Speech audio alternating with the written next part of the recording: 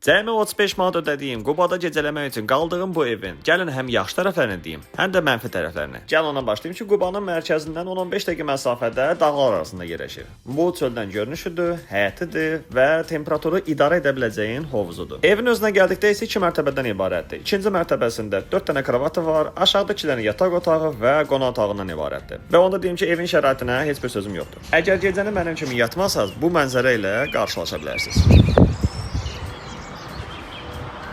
Hə, indi isə keçək mənfi tərəflərinə. Burada mənim 2 nüansım var. Birinci nüans baseynlə bağlıdır. Əslində baseynin buxarlı olması üçün, buxar qalxması üçün əvvəlcədən bir neçə saat qoşulu olmalı idi. Biz də bunu bilmədik. Ona görə də axşamlar buxarı görə bilmədik. İkincisi isə biz kampaniya ilə getmişdik. 7 nəfər idik. Ona görə də hərəyə 35 manat düşdü. 8-ci adam, 10-cu adam, 15-ci adam tapsaydıq bəlkə də 5 manatacan düşə bilərdi. Əlbəttə ki, bu bir zarafatdır. 8 nəfərin və hətta 10 nəfərin rahat yatacağı qədər şəraiti var. Evin öz qiyməti 250 manatdır. Danışıb biraz da aşağı salmaq olar.